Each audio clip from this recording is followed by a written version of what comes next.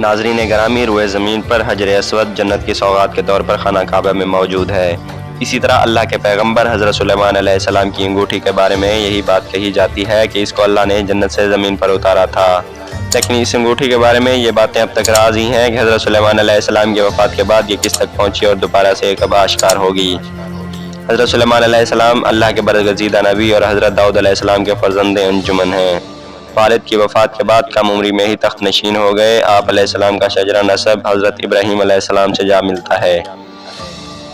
سمجھا جاتا ہے کہ انہوں نے متحدہ اسرائیل پر 970 قبل از مسیح سے لے کر 931 قبل از مسیح تک حکومت کی۔ ان کے بعد ملک اسرائیل کے دو حصے شمالی اور جنوبی ہو گئے۔ حضرت سلیمان علیہ السلام کو آقائے دو جہاں حضرت محمد صلی اللہ علیہ وآلہ وسلم سے خاص محبت تھی۔ آپ علیہ السلام نے جو بشارت اپنی قوم کو دی، اس کے مطابق حضرت سلیمان علیہ السلام نے فرمایا کہ آپ صلی اللہ علیہ وآلہ وسلم میرے محبوب اور میری جان ہیں۔ حضرت سلیمان علیہ السلام نے کعبۃ اللہ میں قیام و نماز ظہر عطا فرمائی، 5000 اونٹ، 5000 گائے اور 20000 دمبے اللہ کی راہ میں قربان کیے، اور پھر اپنی قوم اور اشرف و معززین کو مخاطب کر کے کہا، یہ وہ مقام ہے جہاں نبی کریم صلی اللہ علیہ وآلہ وسلم کی ولادت ہوگی۔ حضرت جابر بن عبداللہ رضی اللہ تعالیٰ عنہ سے روایت ہے کہ سرکار دو عالم صلی اللہ علیہ وآلہ وسلم نے فرمایا، حضرت سلیمان بن داؤد علیہ السلام کی انگوٹھی کے نگینے میں لا الہ الا اللہ محمد رسول اللہ نقش تھا۔ سرکار دو عالم صلی اللہ علیہ وآلہ وسلم نے فرمایا، ان کی انگوٹھی کے نگینے کا رنگ آسمانی تھا، اس پر کلمہ طیبہ لکھا تھا۔ حضرت سلیمان علیہ السلام سرکار دو عالم صلی اللہ علیہ وآلہ وسلم کے نام کی انگوٹھی ہاتھ میں پہن کر عبور سلطنت اچھی طرح چلاتے تھے، اور جب یہ انگوٹھی ان کے پاس نہ ہوتی تو دل کو سکون و اطمینان نہ ہوتا۔ حضرت سلیمان علیہ السلام کی انگوٹھی کی تاثیر یہ تھی کہ انسان، حیوان، چرند پرند، جن پریاں سبھی ان کے پاس کھینچے چلے آتے تھے۔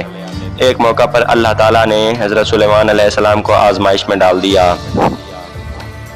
حضرت سلیمان علیہ السلام کا معمول تھا کہ جب وہ غسل خانے میں جاتے تو انگوٹھی اپنی باندی کو دے جاتے اور واپس آ کر لے لیتے۔ ایک روز آپ غسل کے لیے تشریف لے گئے تو معمول کے مطابق انگوٹھی اپنی باندی کو سونپی۔ اسی دوران شیطان آپ کی صورت میں ظاہر ہوا اور آپ علیہ السلام کی باندی سے وہ انگوٹھی لے لی۔ روایت کے مطابق ہم سب کے علم میں ہے کہ سب کاروبار سلطنت اسی کے سبب چل رہا تھا، تو انگوٹھی کی چھین جانے کے باعث سب کچھ ختم ہو گیا۔ حضرت سلیمان علیہ السلام اس انگوٹھی کی تلاش میں نکل پڑے۔ یوں ہی چلتے چلتے آپ ایک گھر کے دروازے پر پہنچے جو کہ بنی اسرائیل میں سے کسی کا گھر تھا۔ آپ علیہ السلام نے اس گھر کے دروازے پر دستک دی۔ پوچھا گیا، آپ کون ہو؟ آپ علیہ السلام نے جواب دیا کہ میں وہ ہوں جس کی دعوت کرنا آپ پر فرض ہے۔ خاتون نے کہا، میرا شوہر گھر پر نہیں ہے، اس کی غیر موجودگی میں میں کسی غیر محرم کو گھر میں آنے کی اجازت نہیں دے سکتی، البتہ آپ پچھلے راستے کی طرف ہمارے باغ میں آرام فرمائیں جب تک میرا شوہر گھر نہیں آ جاتا۔ آپ علیہ السلام نے اس عورت کے بتائے ہوئے باغ میں تشریف لے گئے اور آپ کی آنکھ لگ گئی۔ کہیں سے ایک سانپ نکل کر آپ کا پہرا دینے لگا۔ اس عورت کا شوہر آیا تو سانپ کو دیکھ کر حیران رہ گیا۔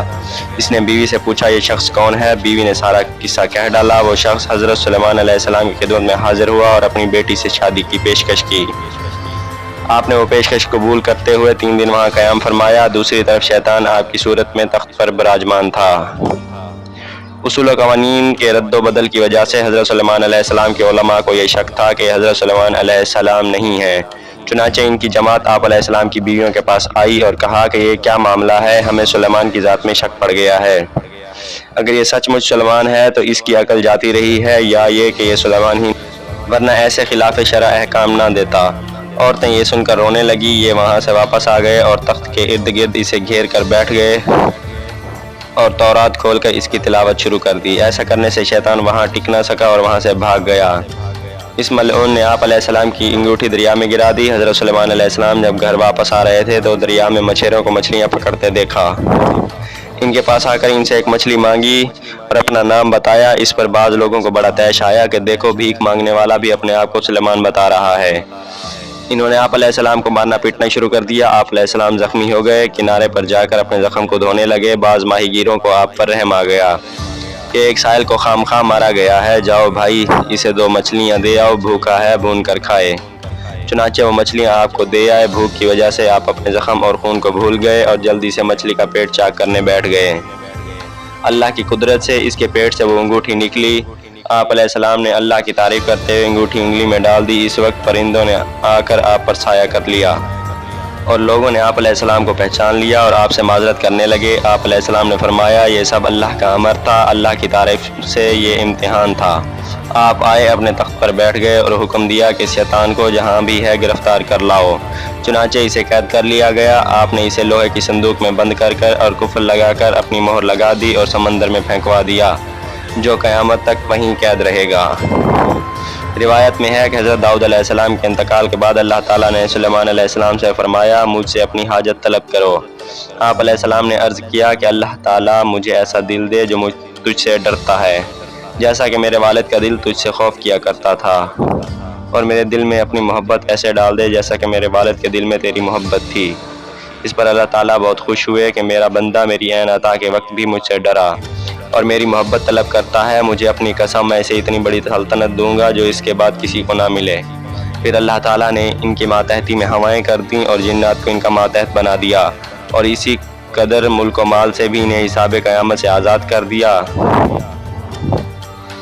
ابن عساکر میں ہے کہ حضرت داؤد علیہ السلام کی دعا کہ باری تعالیٰ سلیمان کے ساتھ بھی اسی لطف و کرم سے پیش آنا جیسا آج لطف و کرم تیرا مجھ پر رہا۔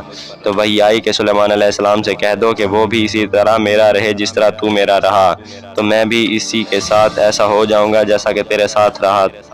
پھر جب حضرت سلیمان علیہ السلام نے اللہ کی محبت میں آ کر خوبصورت پیارے وفادار اور تیز رو گھوڑوں کو کاٹ ڈالا تو اللہ تبارک و تعالیٰ نے انہیں ان کے عوض اس سے بھی بہتر عطا فرمایا، یعنی کہ ہواؤں کو ان کے تابع فرمان کر دیا جو مہینے بھر کے راستے کو صبح کی ایک گھڑی میں طے کر دیتی تھیں، اور اسی طرح شام کو جہاں کا ارادہ کرتے ذرا سی دیر میں پہنچا دیتی۔ جنات کو بھی حضرت سلیمان علیہ السلام کے تابع کر دیا گیا۔ ان میں سے بعض بڑی لمبی، اونچی، سنگین اور پختہ عمارات بنانے کا کام سر انجام دیتے تھے جو کہ انسانی طاقت سے باہر تھا۔